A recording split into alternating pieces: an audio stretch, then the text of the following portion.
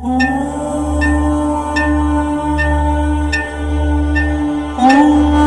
श्री ललिता सहस्रनाम स्तोत्रम् ध्यानम्। अरुणां करुणातरङ्गिताक्षीं धृतपाशाङ्कुशपुष्पबाणचापा अणिमादिभिरावृतां मयूखैः अहमित्येव विभावये भवानी। ध्यायेत् पद्मासनस्थां विकसितवदनां पद्मपत्रायताक्षीं हेमाभां पीतवस्त्रां करकलितलसद्धीमपद्मां वराङ्गीं सर्वालङ्कारयुक्तां सततमभयदां भक्तनम्रां भवानी।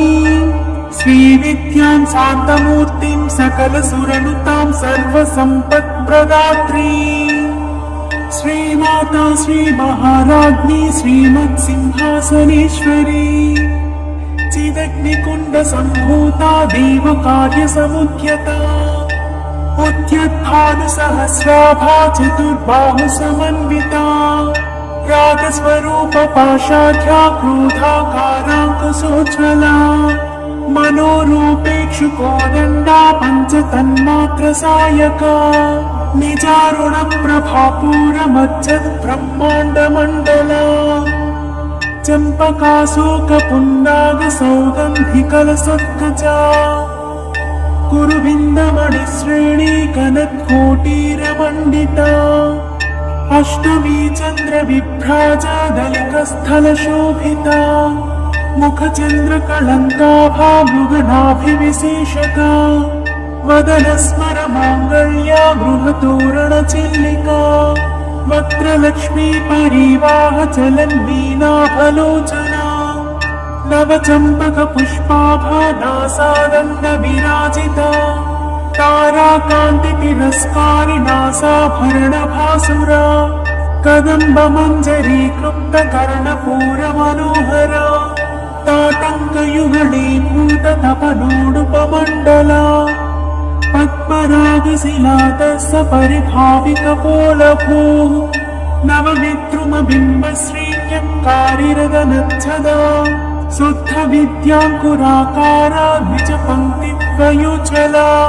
कर्पूरवीटिकामोदा समाकर्षद्दिगन्तरा निजसल्लापमाधुर्या विनिर्भत्सितकच्छपि मन्दस्मितप्रभापूरा बच्चत्कामेशमानसा अनाकलितसादृश्या जुगुकश्रीविराजिता कामेशबद्धमाङ्गल्या सूत्रशोभितकन्धरा कनकाङ्गदकेयूरा कमनीयभुजान्विता रत्नग्रैवेयचिन्ताकलोलमुक्ता फलान्विता कामेश्वरा प्रेमरत्नामणिप्रतिपणस्तनी नाभ्यालवालरोमाली लता फलकुचत्वयी लक्ष्यरोमलताधारा तासमुन्नेयमध्यमा स्तनभारदलन्मध्या पट्टबन्धवलित्रया अरुणारुणकौसुम्भा वस्त्रभास्वत्कटितटी रत्नकिङ्किणिकारम्यरसनादामभूषिता कामेशज्ञातसौभाग्या माधवोरुद्वयान्विता माणिक्यमकुटाकारा जानुद्वयविराजिता इन्द्रगोपपरिक्षिप्ता स्मरतोणा भजङ्गिका गूढगुल्फा कूर्मपृष्टा जयिष्णुप्रपदान्विता नखदीधितिसञ्छन्ना नमज्जनतमो गुणा पदद्वया प्रभाजाला पराकृतसरोरुहा सिञ्जानमणिमञ्जेरा मण्डितश्रीपदाम्बुजा मराळी मन्दगमना महालावण्यसेवधिः सर्वारुणानवद्याङ्गी सर्वभरणभूषिता शिवा कामेश्वराङ्कस्था शिवस्वाधीनवल्लभा सुमेरुमध्यशृङ्गस्था श्रीमन्नगरनायिका चिन्तामणिगृहान्तस्था पञ्चब्रह्मासनस्थिता महापद्माटवी संस्था कदम्बवनवासिनी सुधासागर मध्यस्था कामाक्षी कामदायिनी देवर्षि गणसङ्घाता स्तूयमानात्मवैभवा भण्डासुरवधोद्युक्ता सिद्धिसेना समन्विता सम्पत्करी समारूढ सिन्धुरव्रजसेविता अश्वरूढाधिष्ठिता स्वकोटिकोटिभिरावृता चक्रराजरथारूढः सर्वायुध परिष्कृता गेयचक्ररथारूढ मन्त्रिणी परिसेविता गिरिचक्ररथारूढ दण्डनाथा पुरस्कृता ज्वालामालिनी काक्षिप्ता वह्निप्राकारमध्यगा भण्डसैन्यवधोद्युक्ता शक्तिविक्रमहर्षिता नित्या पराक्रमाटोपनिरीक्षण समत्सुका भण्डपुत्रवधोद्युक्ता बाला विक्रमनन्दिता मन्त्रिण्यम्बा विरचिता विषङ्गवधतोषिता विशुक्रपाणहरणा वाराही वीर्यनन्दिता कामेश्वरा मुखालोका कल्पिता श्रीगणेश्वरा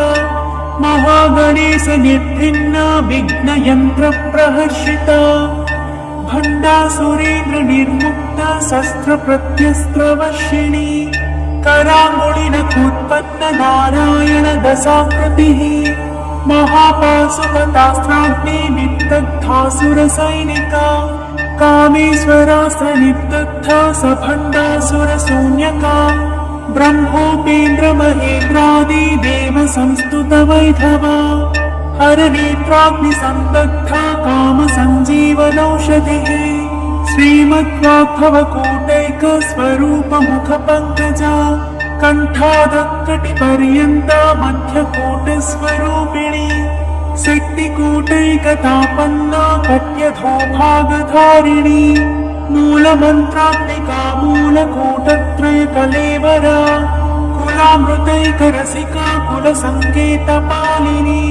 कुलाङ्गना कुलान्तस्था कौलिनी कुलयोगिनी अकुला समयान्तस्था समयाचार तत्परा मूलाधारैकनिलया ब्रह्मग्रन्थिविभेदिनी मणिपूरान्तरुदिता विष्णुग्रन्थिविभेदिनी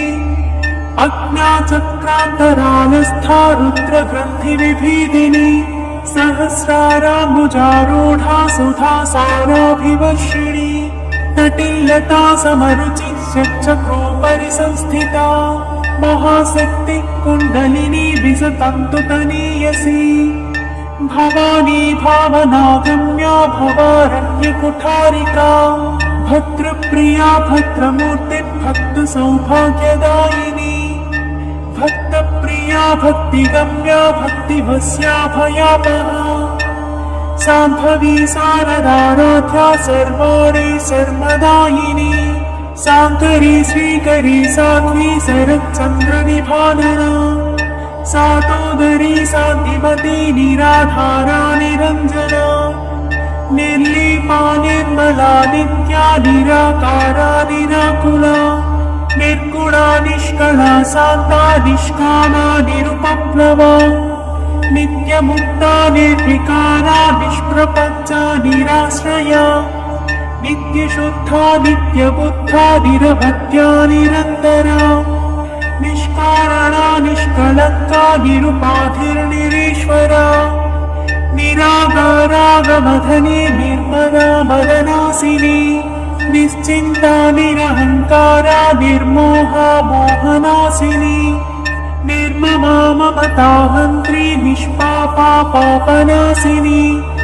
निष्क्रोधा क्रोधशमनी निर्लोभा लोभनासिनी निःसंशया संशयग्नि निर्भवा भवनासिनी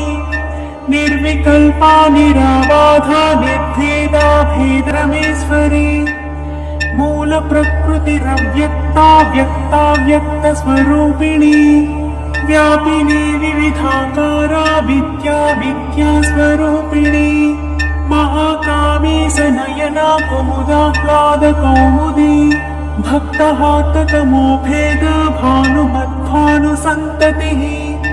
शिवदूती शिवाराध्या शिवमूर्तिः शिवङ्करी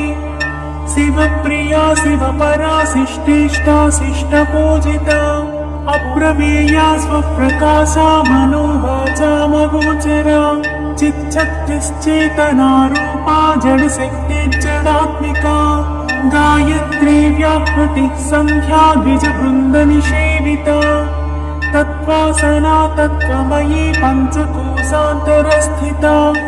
निःसीम महिमा नित्ययौवनमदशालिनी मदघोनितरक्ताक्षी मदपाटलगण्डभूः चन्दनद्रवदिग्धाङ्गी चाम्पेयकुसुमप्रिया कुशला कोमलाकारा कुरुकुल्लाकुलेश्वरी कुलकुण्डालया कौलमात्रतत्परसेविता कुमारगणनाथाम्बा तुष्टिः पुष्टिर्मतिर्मृतिः शान्तिः स्वस्तिमती कान्तिर्नन्दिनी विघ्ननाशिनी तेजोवती त्रिनयना लोलाक्षी कामरूपिणी शोभिनी सूक्ष्मरूपिणी वज्रेश्वरी वामदेवी वयोवस्था विवर्जिता सिद्धेश्वरी सिद्धविद्या सिद्धमाता यशस्विनी विशुद्धिचक्रनिलया रक्तवर्णा त्रिलोचना खट्वाङ्गादिप्रहरणा वदनैकसमन्विता पायसान्नप्रिया त्वत्स्था पशुलोकभयङ्करी अमृतादिमहाशक्तिसंवृता डाकिनीश्वरी अनाहतादिशक्त्यौघकृता स्निग्धौदनप्रिया महावीरेन्द्रवरदा राकिण्यम्बा स्वरूपिणी मणिपूराब्जनिलया वदनत्रयसंयुता वज्रादिकायुधोपेता डामर्यादिभिरावृता रक्तवर्णा मांसनिष्ठा गुणान्नप्रीतमानसा समस्तभक्तसुखदा लाकिन्यम्बा स्वरूपिणी स्वाधिष्ठानाम्बुजगता चतुर्वक्त्रमनोहरा शूलाद्यायुधसम्पन्ना पीतवर्णातिगर्विता वेदोनिष्ठा मधुप्रीता बन्धिन्यादिसमन्विता दध्यन्नासक्तहृदया काकिनी रुणी ॐ हरि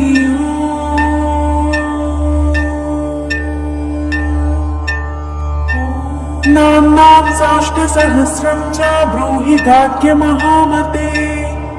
महालक्ष्म्या महादेव्या भुक्तिमुक्त्यर्थसिद्धये गाद्य उवाच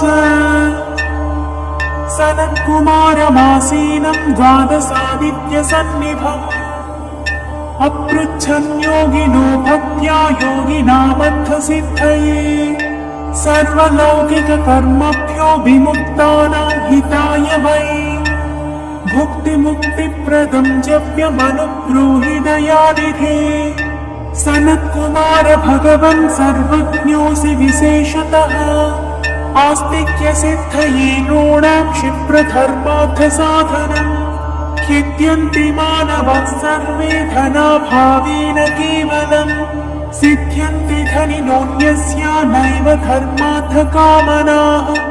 दारिद्र्यध्वंसिनी नाम केन विद्या प्रकीर्तिता केन वा ब्रह्मविद्यापि केन मृत्युविनाशिनी सर्वासां सारभूतैका विद्यानां केन कीर्तिता प्रत्यक्षसिद्धिदा ब्रह्मन् तामाचक्ष्वदयानिधे सनत्कुमार उवाच साधु पृष्टं महाभाग सर्वलोकहितैषिणः महतामेष धर्मश्च नान्येषामिति मे मतिः ब्रह्म विष्णु महादेव महेन्द्रादि महात्मभिः सम्प्रोक्तं कथयाम्यद्य लक्ष्मी नाम सहस्रकम् यस्योच्चारणमात्रेण दारिद्र्यान्युच्यते नरः किं पुनस्तच्च पाच्चापि सर्वेष्टार्थानवाप्नुयात् अस्य श्रीलक्ष्मी दिव्यसहस्रनामस्तोत्रमहामन्त्रस्य आनन्दकर्तमचिक्लीतेन्दिरासुतादयो महात्मानो महर्षयः अनुष्ठुप् छन्दः विष्णुमाया शक्तिः महालक्ष्मी परा देवता श्रीमहालक्ष्मी प्रसादद्वारा सर्वेष्टार्थसिद्ध्यर्थे जपे विनियोगः श्रीमित्यादिषडङ्गन्यासः ध्यानम् पद्मनाभप्रियां देवीं पद्माक्षीं पद्मवासिनीं पद्मवक्त्रां पद्महस्तां वन्दे पद्मामहर्निशम् पूर्णेन्दुवदनां दिव्यरत्नाभरणभूषितां वरदाभयहस्ताख्यां ध्यायेच्चन्द्रसहोदरीम् इच्छारूपां भगवतः सच्चिदानन्दरूपिणीं सर्वज्ञां सर्वजननीं विष्णुवक्षस्थलालयां दयालुमनिशं ध्यायेत् सुखसिद्धिस्वरूपिणीम् हरि ओम्। नित्यागतानन्तनित्यानन्दिनी जनरञ्जनी नित्यप्रकाशिनी चैव स्वप्रकाशस्वरूपिणी महालक्ष्मी महाकाली महाकन्या सरस्वती भोगवैभवसन्धात्री भक्तानुग्रहकारिणी ईशावास्या महामाया महादेवी महेश्वरी हृल्लेखा परमा सिद्धिर्मातृका बीजरूपिणी नित्यानन्दा नित्यबोधा नादिनी जनमोदिनी सत्यप्रत्ययनी चैव स्वप्रकाशात्मरूपिणी त्रिपुरा भैरवी विद्या हंसा वागीश्वरी शिवा वाग्देवी च महारात्रि कालरात्रिस्त्रिलोचना भद्रकाली कराळी च महाकाली तिलोत्तमा काली कराळवक्त्रान्ता कामाक्षी कामदा शुभा चण्डिका चण्डरूपी च चामुण्डा चक्रधारिणी त्रैलोक्यजयिनी देवी त्रैलोक्यविजयोत्तमा सिद्धलक्ष्मी क्रियालक्ष्मी मोक्षलक्ष्मी प्रसादिनी उमा भगवती दुर्गा चान्द्री दाक्षायणी शिवा प्रत्यङ्गिराधरा वेला लोकमाता हरिप्रिया पार्वती परमा देवी ब्रह्म विद्या प्रदायिनी अरूपा बहुरूपा च विरूपा विश्वरूपिणी पञ्चभूतात्मिका वाणी पञ्चभूतात्मिका परा काली मा पञ्चिका वाग्मी हविप्रत्यधिदेवता देवमाता सुरेशादा देवगर्भाम्बिका धृतिः संख्या जाति क्रिया सिद्धि प्रकृतिर्मोहिनी मही यज्ञ विद्या महाविद्या गृह्य विद्या विभावरी ज्योतिष्मती महामाता सर्वमन्त्रफलप्रदा दारिद्र्यध्वंसिनी देवी हृदय ग्रन्थिवेदिनी सहस्रादित्य संकासा चन्द्रिका चन्द्ररूपिणी गायत्री सोम संभूति सावित्री प्रणवात्मिका शाकरी वैष्णवी ब्राह्मी सर्वदेव नमस्कृता सेव्य दुर्गा कुबेराक्षी करवीर निवासिनी जया च विजया चैव जयन्ती चापराजिता कुब्जिका कालिका शास्त्री वीणा पुस्तकधारिणी सर्वज्ञशक्ति श्रीशक्ति ब्रह्म विष्णु शिवात्मिका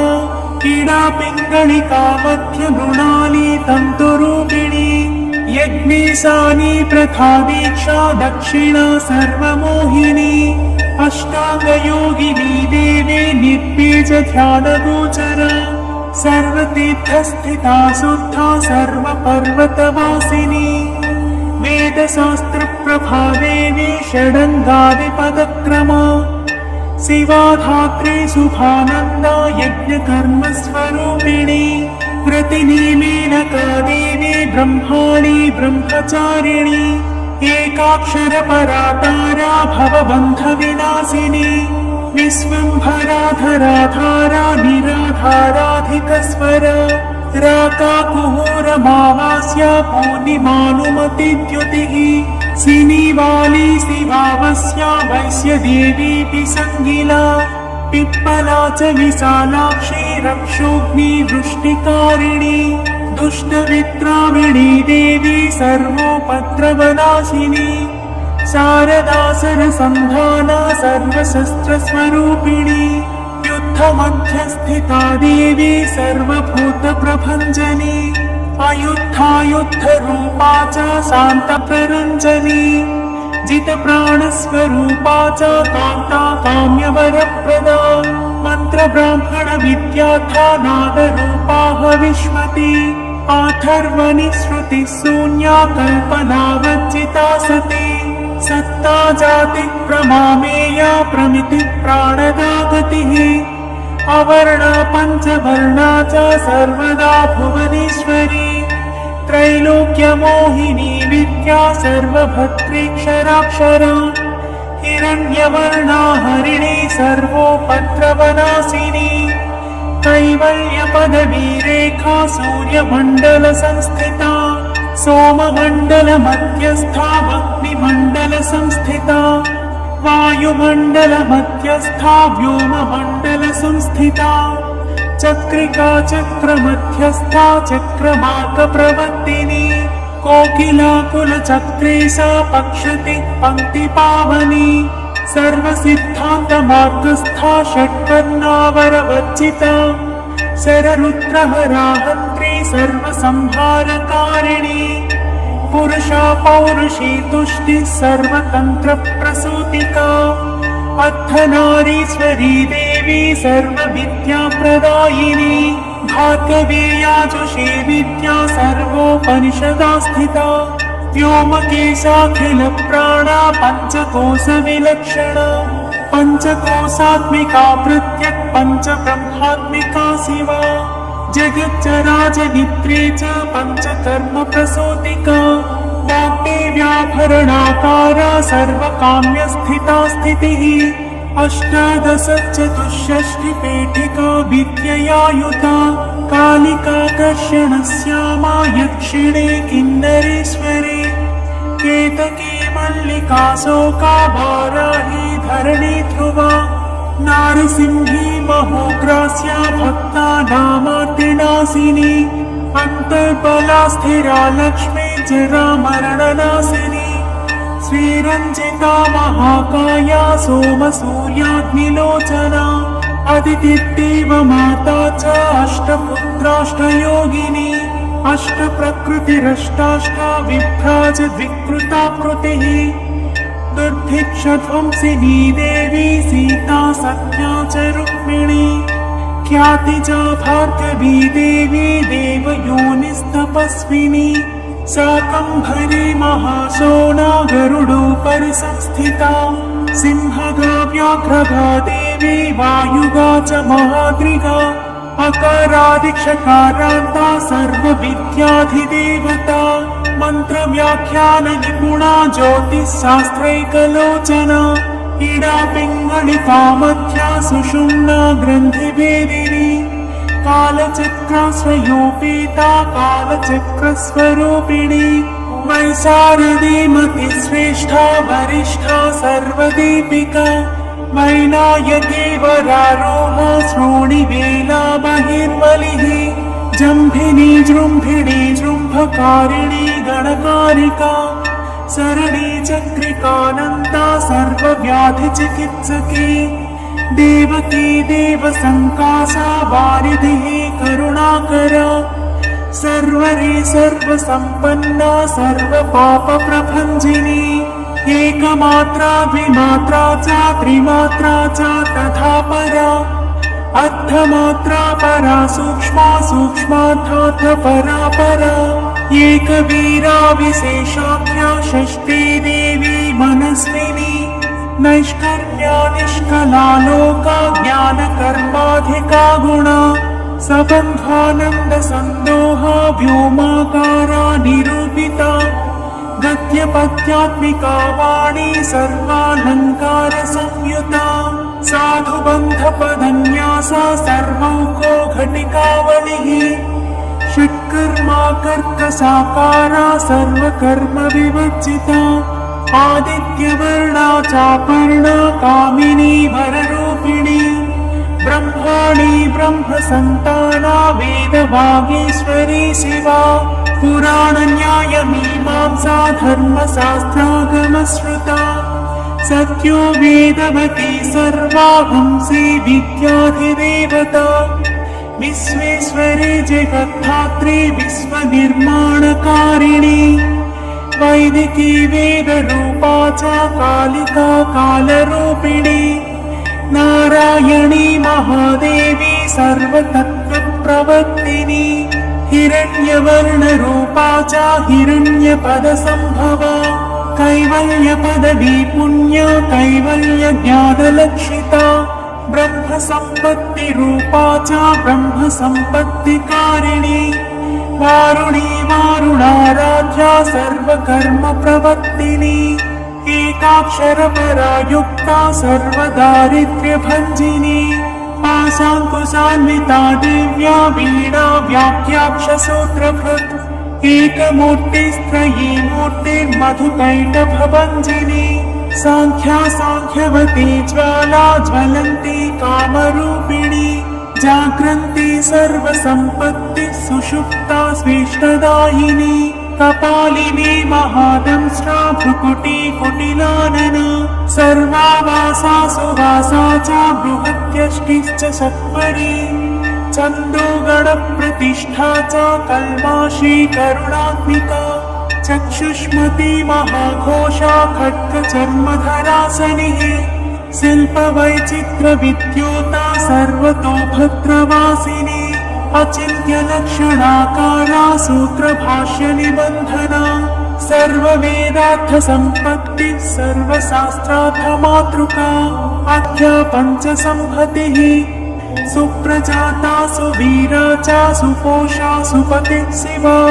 सुगृहारत्नबीजान्ता हतकन्दर्पजीविका समुद्रव्योममध्यस्था समबिन्दुसमाश्रया सौभाग्यरसजीवा तु सारा सारविवेकधृक् त्रिनय्यादिसुपुष्टाङ्गा भारती भरताश्रिता नादब्रह्ममयी विद्या ज्ञानब्रह्ममयी परा ब्रह्मनाडी निरुक्तिश्च ब्रह्मकैवल्यसाधनम् कालिकेय महोदार वीर्यविक्रमरूपिणी बडमाग्नि शिखावक्त्रा महाकवलदर्पणा महाभूता महादत्ता महासारा महाक्रतुः पञ्चभूतमहाग्रासा पञ्चभूताधिदेवता सर्वप्रमाणा सम्पत्तिः सर्वरोगप्रतिक्रिया ब्रह्माण्डान्तर्बहिर्व्याप्ता विष्णुवक्षो विभूषिणी शाङ्करी विधिवक्त्रस्था प्रवरावरहेतुकी हेममाला शिखामाला त्रिशिखा पञ्चलोचना सर्वागम सदाचार मर्यादा यातु भञ्जनी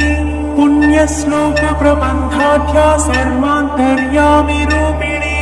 सामगानसमानाढ्या श्रोत्रकर्णरसायनम् जीवलोकैकजीवातुर्भद्रोदारविलोकना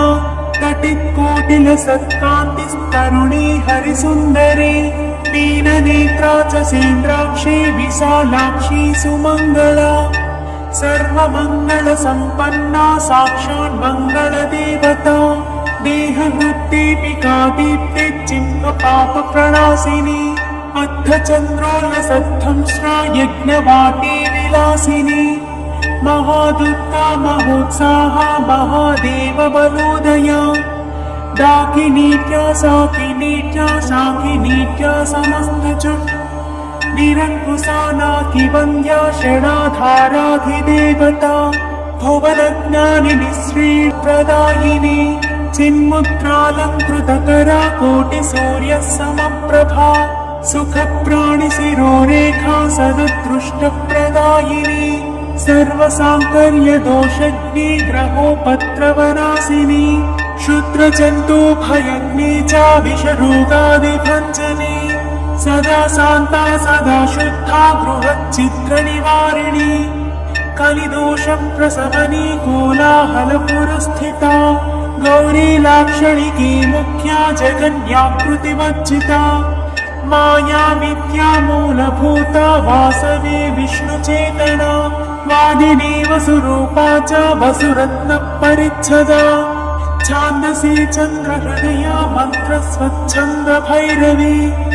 वनमाला वैजयन्ती पञ्चदिव्यायुधात्मिका पीताम्बरमयी चञ्चत् कौस्तुभा हरिकामिनी नित्या तथ्या रमा रामा रमणी मृत्युभञ्जनी ज्येष्ठा काष्ठा धनिष्ठान्ता सराङ्गी निर्गुणप्रिया मैत्रेया मित्रविन्दा च शेषकलाशया वाराणसी वासरता चार्यभट्टजनस्तुता जगदुत्पत्तिसंस्थानसंहारत्रयकारणम् त्वमम्ब विष्णु सर्वस्वं नमस्तेऽस्तु महेश्वरी नमस्ते सर्वलोकानां जनन्यै पुण्यमूर्तये सिद्धलक्ष्मी महाकाली महालक्ष्मी नमोऽस्तुते सत्योजातादिपञ्चाग्निरूपा पञ्चकपञ्चकम् यन्त्रलक्ष्मी भवत्यादिराध्याद्येते नमो नमः सृष्ट्यादिकारणाकार विदते दोषवर्जिते जगल्लक्ष्मी जगन्मातर्विष्णुपत्नी नमोऽस्तुते नवकोटिमहाशक्ति समुपास्य पदाम्बुजे कनत्सौवर्णरत्नाढ्ये सर्वाभरणभूषिते अनन्तनित्यमहिषी प्रपञ्चेश्वरनायके अत्युच्छ्रितपदान्तस्ते परमव्योमनायके नागपृष्ठगदाराध्ये विष्णुलोकविलासिनी वैकुण्ठराजमहिषे श्रीरङ्गनगराश्रिते रङ्गनायकी भूभृति कृष्णे वरदवल्लभे कोटिब्रह्मादिसंसेव्ये कोटिरुद्रादिकीर्तिते मातुलुङ्गमयं खेटं सौवर्णचषकं तथा पद्मद्वयं पूर्णकुम्भं वीरं च वरदाभये पाशमङ्कुशकं शङ्खं चक्रं शूलं कृपाणिकां धनुर्बाणौ चाक्षमालां चिन्मुद्रामपि बिभ्रति अष्टादशभुजे लक्ष्मी महाष्टादशपीठगे भूमिनीलादिसंसेव्ये स्वामि चित्तानुवर्तिने पद्मे पद्मालये पद्मी पूर्णकुम्भाभिषेचिते इन्दिरेन्दीवराभाक्षे क्षीरसागरकन्यके भार्गवित्वं स्वतन्त्री च वशीकृत जगत्पतिः मङ्गलं मङ्गलानां त्वं देवतानां च देवता त्वमुत्तमोत्तमानां च त्वं श्रेयं परमामृतम् धनधान्याभिवृद्धिश्च सार्वभौमः सुखोच्छ्रया आन्दोलिकादिसौभाग्यं मत्ते भाति महोदयः पुत्रपौत्राभिवृद्धिश्च विद्याभोगबलादिकम् आयुरारोग्यसम्पत्तिरष्टैश्वर्यं त्वमेव हि परमेशविभूतिश्च सूक्ष्मात् सूक्ष्मतरागतिः सदयापाङ्गसन्दत्त ब्रह्मेन्द्रादिपदस्थितिः अव्याहतमहाभाग्यं त्वमेवाक्षोभ्यविक्रमः समन्वयश्च वेदानामविरोधस्त्वमेव हि निःश्रेयः पदप्राप्तिसाधनं फलमेव च श्रीमन्त्रराजराज्ञी च श्रीविद्याक्षेमकारिणी श्रीबीजजपसन्तुष्टा ऐं ह्रीं श्रीं बीजपालिका प्रपत्तिमार्गसुलभा विष्णुप्रथमकिङ्करी क्लीङ्कारार्थसवित्रे च सौमङ्गल्याधिदेवता श्रीषोडशाक्षरी विद्या श्रीयन्त्रपुरवासिनी सर्वमङ्गलमाङ्गल्ये शिवे सर्वार्थसाधिके शरण्ये त्र्यम्बके देवी नारायणी नमोऽस्तुते पुनः पुनर्नमस्तेऽस्तु साष्टाङ्गमयुतं पुनः सनत्कुमार उवाच एवं स्तुता महालक्ष्मी ब्रह्मरुद्रादिभिः सुरैः नमद्भिरात्तैथीनैश्च निःसत्त्वैर्भोगवच्चितैः ज्येष्ठाजुष्टैश्च निःश्रीकैः संसारात्मपरायणैः विष्णुपत्नी ददौ तेषां दर्शनं दृष्टितर्पणम् शरत्पूर्णेन्दुकोट्याभाधवलापाङ्गवीक्षणैः सर्वां सत्यसमाविष्टां चक्रे हृष्टावरं ददौ महालक्ष्मीरुवाच नाम्नां साष्टसहस्रं मे प्रमादात् वापि यः सकृत् कीर्तयेत्तत्कुले सत्यं न सौम्या चन्द्रतारकम् किं पुनर्नियमाच्चतुर्मदेकशरण्यस्य च मातृवत्सानुकम्पाहं पोषके स्यामहर्निशम् मम नामस्तुवतां लोके दुर्लभं नास्ति चिन्तितम् मत्प्रसादेन सर्वेऽपि स्वस्वेष्टार्थमवाप्स्यत लुप्तवैष्णवधर्मस्य मत्वतीष्ववकीर्णिनः भक्तिप्रपत्तिहीनस्य वन्यो नाम्नां जपोऽपि मे तस्मादवश्यं तैतोषे विहीनः पापवच्चितः जपेत्साष्टसहस्रं मे नाम्नां प्रत्यमहादरात् साक्षादलक्ष्मीपुत्रोऽपि दुर्भाग्योऽप्यलसोऽपि वा अप्रयत्नोऽपि मूढोऽपि विकलः पतितोऽपि च अवश्यं प्राप्नुयात् भाग्यं मत्प्रसादेन केवलम् स्पृहेयमचिरादेव वरदानाय जापिनः ददामि सर्वमिष्टार्थं लक्ष्मीति स्मरतां ध्रुवम् सनत्कुमार उवाच इत्युत्पान्तद्धदे लक्ष्मीर्वैष्णवी भगवत्कला इष्टापूर्तं च सुकृतं भागधेयं च चिन्तितं स्वं स्वं स्थानं च भोगं च विजयं लेभिरे सुराः तदेतत्प्रवदाम्यद्य लक्ष्मी नाम सहस्रकम् योगिनं पठत क्षिप्रं चिन्तितार्थानवाप्स्यत गार्ग्य उवाच सनत्कुमार योगीन्द्र इत्युक्त्वा स दयानिधिः अनुगृह्य ययो क्षिप्रं तांश्च द्वादशयोगिनः तस्मादेतत् रहस्यं च गोप्यं जप्यं प्रयत्नतः अष्टम्यां च चतुर्दश्यां नवम्यां भृगुवासरे पौर्णमास्यां यमायां च पर्वकाले विशेषतः जपेत्वा नित्यकार्येषु सर्वान् कामानवाप्नुयात् इति श्रीस्कन्दपुराणे सनत्कुमारसंहितायां श्रीलक्ष्मीसहस्रनामस्तोत्रम्